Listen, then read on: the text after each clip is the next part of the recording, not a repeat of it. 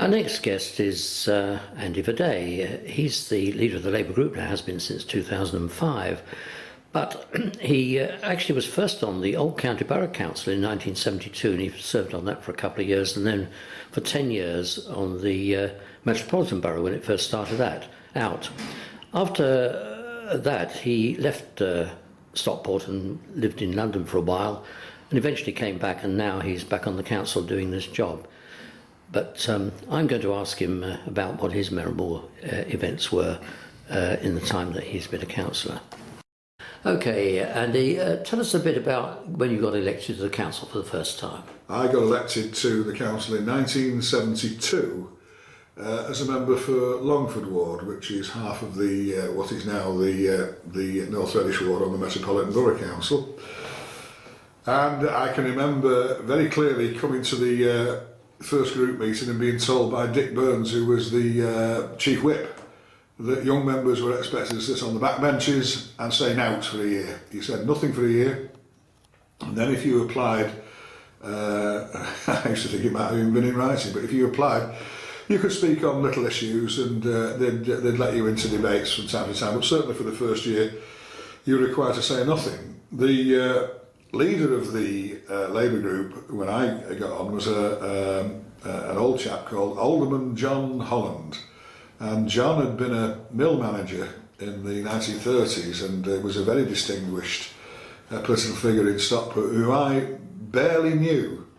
And as a young member, we had, I think, 45 or 44 members out of 60.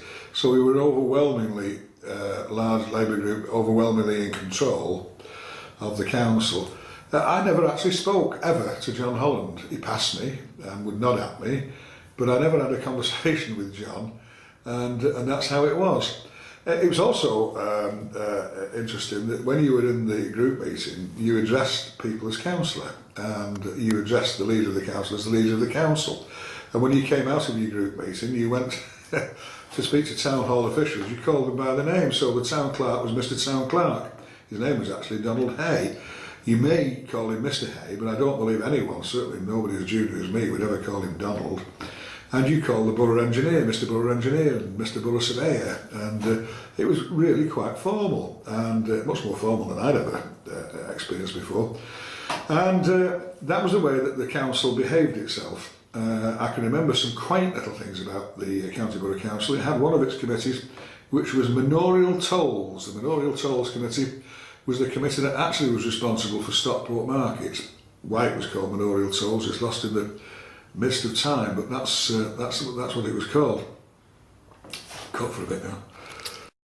Bernard Bradbury was a councillor with me on when we got on. I'll start again. You have to edit that piece out. Okay, start again. I got on the Metropolitan Borough Council in 1973. There was a shadow election, and the three councillors for North Reddish were at that time Colin Foster, myself, and Bernard Bradbury. And I suppose I really ought to talk a little bit about Bernard, who was a friend of mine for many years and sadly now died a couple of years ago. Bernard was quite an irascible man, had a legendary temper and a good sense of humour, and you would fall out with Bernard Bradbury at 9 o'clock in the morning, and at 9:15 you'd be having a cup of tea together and solving all the problems of the world. Bernard was a very widely read man. I mean, when he died, his wife Joyce sent all the books down to Stockport Labour Club they had, and I think it all filled the club with the books that he had, and his wide area of reading. He was a great reader, great knowledgeable man. And very knowledgeable about Stockport, very interested in planning, very interested in housing, passionate about social services, so he had some really serious issues that they would get involved with. He was a good representative, but inclined, I suppose, like us all on occasions, to be a bit lazy, and would often get told off for coming late to surgeries and things like that. But he was a good, fine councillor, and I was very sad when he passed away. The other one that I referred to earlier on was Brian Slack. Brian Slack was a sly, devious, crafty, could be nasty individual who, depending on how he felt, would deal with you whichever way he felt at the time. So if he felt nasty, you'd get a nasty Brian Slack to spend company with. If he was feeling sly, you'd get a sly one. Brian had all sorts of moods, and he was the first leader of the Labour group in Stockport. I didn't see any points of seeing eye to eye with Brian Slack, didn't agree with Brian Slack, didn't agree with the methods that he used, and really wasn't any kind of supporter. He was deselected, I recall. I'm looking at you now, just to give me a nod. I'm sure he was deselected. Brian Slack was deselected by his own ward, which I think was Manor Ward, and never came back onto the council. So it says a lot. I always think if your own ward deselects you and put someone else in your place. Brian was not missed by the Labour group, and again, sadly, I don't wish to rejoice in anyone's death. Brian is long gone, and with a bit of luck, long forgotten, except that I've just kept his memory going a bit longer, but with no great shakes to it. So that's Brian Slack dealt with. Right. Jim Veazey was a councillor, again, I think for Manor. I can't remember where he was. I'm sure it was for Manor. He lived in the flats anyway, back in Manor. And he was the greatest orator that I've ever seen live. Jim could speak about anything with great feeling, with great effect. He put every ounce of his integrity, and he had a great deal of integrity, did Jim Veazey, into his speeches. Worked hard on speeches, and when he spoke in the council, people would come in from the tea room to hear Jim speak. He looked a little bit like a Roman senator, did Jim Veazey, although I thought he didn't really want that. He had a sort of noble countenance, did Jim, and was one of the, as I keep on repeating myself now, but was one of the finest speakers that could ever hold forth. Jim was held back because he was always viewed as the on the left wing of the party, and certainly when I got elected onto the council, the people in control of the council were more to the right of the party, centre right of the party, and they didn't have much time for Jim. But Jim was a loyal, committed socialist who supported the Labour Party through thick and thin, and I've got a great deal of affection for Jim. And he worked for Andrew Bennett, the MP, for, as he said earlier, up to 30 years, and he now works for Andrew Gwynn, the current MP in Denton Reddish. Andy, tell us about Andrew Bennett and what he used to do. Well, I came off the county borough in 1980, came off the Metropolitan Borough Council in 1982, and I'd been working for some years prior to that for UCAP, the Building Workers Union, and went down to London to be a national officer with the Building Workers Union then, and moved to London, and didn't move back until 96 properly, and at that time I always kept contact with Andrew Bennett, and he asked if I would go to work in his office for him. So I worked in his office as a caseworker, dealing with a lot of the detailed casework that an MP deals with. And that can be anything from something really trivial like a dustbin not being emptied, through to really the most serious things, you know, people being sent to prison for murder and stuff like that. So you deal with a whole cross range of cases for Andrew Bennett. Sorry, that was a Freudian slip, because when Andrew retired in 2005, Andrew Gwynn became the Member of Parliament, and Andrew Gwynn had worked in Andrew Bennett's office with me and Sheila Bailey. Andrew became the MP, and both Sheila and I stayed on. I still with the same job, me, as the caseworker for Andrew Gwynn. So I've been employed there for maybe 10 years now as a caseworker for either Andrew Bennett or Andrew Gwynn.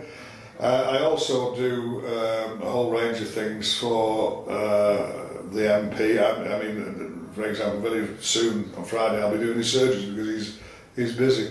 So I do a whole range of things which stretch across basically representation, which I suppose one way or another I've been doing since the late 60s for the Labour movements, one way or another. There we are. What's it like to work for an MP? Do you get to know what goes on in Parliament and things like that? Not always. You find, you're very well connected to find out what's going on in Parliament, but actually the work of an MP in his constituency is never ending. You find yourself almost on a treadmill of dealing with case after case. These days now, in the year, what are we now, 2011, a lot of them are tax problems and problems of a similar nature. So I deal with a lot of tax problems and similar kind of problems at the moment. That's the predominant thing.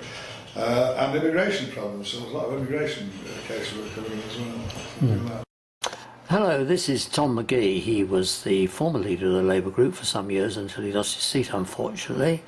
But he did a lot in the education field in the early years when the council was no overall control. And I think he's going to tell us some interesting things about that, and plus other things he used to do. He's still a councillor. He's got his seat back in South Heatons these days, where they work like hell all the time. But here, over to you, Tom. Okay, thank you, Peter. I first got elected with Anne Coffey. We were the new councillors in 1984, which shows you how far we go back. And we stepped into the day that the council went from Conservative control to hung council. They were then still the majority party, and with the independents managed to control. But within 12 months, they we'd gone into real hung council mode, and that remained until 2000 or 2001 when the Liberals took over eventually. The key thing about it, though, was that we had if you want, a shared agenda, particularly with some of the Liberals. They were keen to see certain things developed. Nursery education was a crucial one. There was virtually no nursery provision outside of the old county borough area, which had gone back to pre-1974 times. So places like Belmont, Reddish, Adswood and others had nurseries, but the outer areas, what were the old district councils, places like Bredbury, Bramhall, Hazel Grove, Cheadle, Gatley, had none. So the Liberals were keen, and we come up with a plan. And I suppose we used the same plan for a long time, which was to work out what was in their manifesto that locally that they were keen on, and then put proposals forward. And that meant that inevitably they would take the bait or take the bite, or however you want to describe it. So we were very successful in terms of getting a nursery programme developed from the mid-80s through, which lasted up to about 2000. By then we'd more or less covered everything. But equally, I thought we were very successful in 1985-86 when we were facing the third round of secondary school closures. There'd been a couple of rounds in the early 80s, and they'd never quite got it right, in my view. And what happened was then that they had to come back, and now this was the third time that they were coming back. And we managed, both as a Labour group, but also as a council eventually, to come to an agreement. Bramhall, I can remember standing up in Bramhall, and the then Conservative spokesperson on education, one called Anne Doherty, said to me, "I dare you to say here what you said last night." And I can't remember where last night was, but we were somewhere, again standing up in front of an audience. And at Bramhall it was stand up and say that Bramhall parents were going to lose the sixth form. They did. And eventually we agreed on a series of schools, some closures, some mergers, some sorting out. That lasted more or less intact until last year, when Offerton went wobbly, and last year being 2010. So 25 years. I thought that was one of the best things that we ever did. There was some pain in it for everybody, including ourselves. We shut Brinnington School. I know there's still some folk memories Yeah, about. sorry to interrupt on that. Oh. Do you think that was a mistake in view of what has happened since then with the Bridlington children scattered to 3 different schools, or even 4 perhaps? It was the right thing at the right time. Nobody, the year we closed Bridlington, nobody in Bridlington went on to any form of further education. And that was terrible. In retrospect, you can see all sorts of things happening. It probably wasn't ideal in retrospect to have got them to 3 schools, but we couldn't get them any other way. I think what we were trying to do was try and give opportunity to Bridlington kids that they weren't getting. That Bridlington School was failing them. We couldn't get Bridlington School to change. It was too small. Parents who had anything about them were taking the kids anywhere but Bridlington School, and that was really difficult. So at the time. Okay. Did you think that there was, sorry to interrupt you there, but did you think that there was a fairly reasonable working relationship with the Liberals at that particular time? Well, there was, because we had several common agendas. I think they started at something like 6 or 7 when I first got elected, and they started to pinch seats, particularly from the Conservatives in the outer areas like Marple and Cheadle and Bramall. But they were very similar in some of the things that we wanted. That didn't mean to say that we were, completely unanimous on all things. But I think it was the opportunity, and I think that's the thing about a hung council. I've learned, as I'm sure you have over the years, that in order to do anything, you've got to have you've either got to be in control or exert some influence. If you are, as we are at the moment, a minority party, then trying to get anything done is very, very difficult. We can see that nationally with the Labour Party as well, in government. So hung councils give you opportunities. I think we took a lot of the opportunities, but what you've got to do is make sure that you work out what's achievable and then go for that. And there were things that we perhaps wanted to do that we knew we wouldn't have got through, but we did a lot of things. I was pleased with what we did, and I think that was the case. That was the case, for example, with the plaza, if you remember. Yeah. It was only because we managed to get a coalition of interest to get 32 of us that voted to put money into the plaza way back in the late 1990s. That's actually set that going. Now, again, there's an argument about should we have given the plaza £500,000, but for a town the size of Stockport, it had no theatre. The Davenport had just closed. It relied completely on Manchester as a sort of place to go for entertainment. Apart from the fact that it was worth it as an investment for the building and everything that goes with it. It was worth it, I think, in trying to give a sense of identity to the town. Okay, far away. Well, it was interesting. I said before we were elected, Anne and I, in 1984, and I think we were part of that sort of younger. Back then I was young, let me tell you, but we were part of that younger group, and there was still the view around. It was quite interesting, really, amongst some of our more older colleagues, that you should sit there for 6 months and say nothing and do nothing. I think they were quite surprised. I can remember standing up almost, I think, in my first council meeting and challenging John Lloyd, who was leader of the council, Conservative representing Heaton Moor, who I could see him turning around to the person next to him saying, "Who's that?" Because you weren't supposed to say anything, especially not in council. And I think that was that was a time when there was major changes. I think sort of nationally, miners' strike was going on at that time. That was quite a sort of baptism for us to get into, I think, nationally and even locally. But some of the older members of that had been on, I think the changes in the way in which business was being done and things like that were quite interesting. Yeah.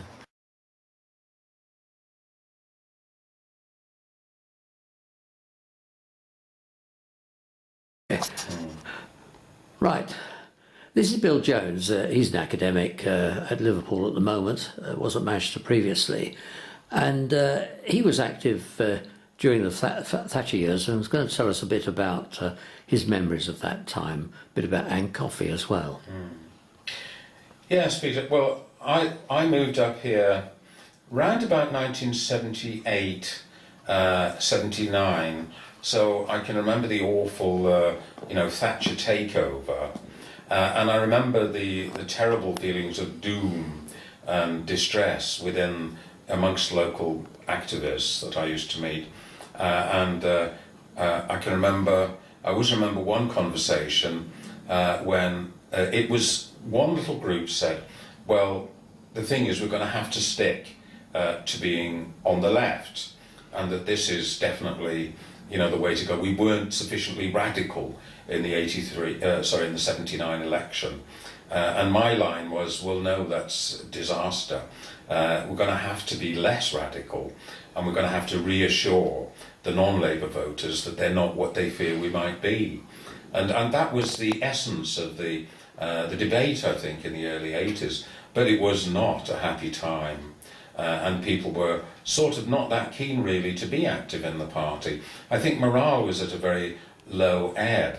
And it wasn't until later, when Thatcher had really enraged us all, the miners' strike and cuts in public expenditure and all the rest of it, and not to mention her haughty, overbearing manner, that I think was quite a big factor. She really got up our noses, I remember. But it wasn't really until later on that you got the sort of restoring of morale and a sort of a new energy that was released round about the middle of the decade. Maybe Neil Kinnock had something to do with that. He was never a great party leader, but he was very popular, and I think he did help to give the party a sense of hope again. So, do you want me to say something about the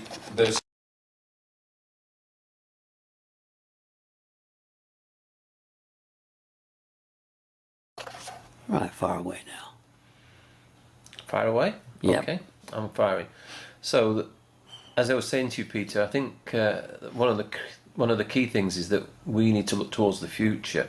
It's fairly clear, at least in my view anyway, that if we're going to do anything as a Labour group, then in the short term our aim has got to be taking the Liberals out of control and getting into a period of no overall control.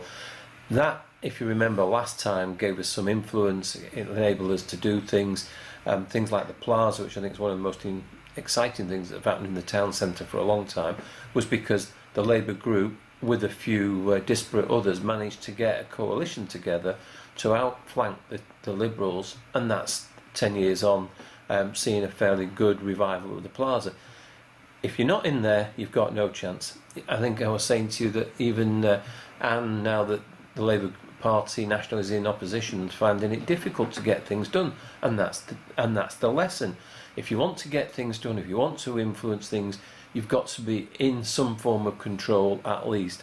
Ideally in majority control, but if not, in where you can get some negotiation, some influence. Without that, being in opposition is fine. Okay, if you don't want to do anything, but if you want to do anything, then you really got to be in a position of influence and control. Lovely.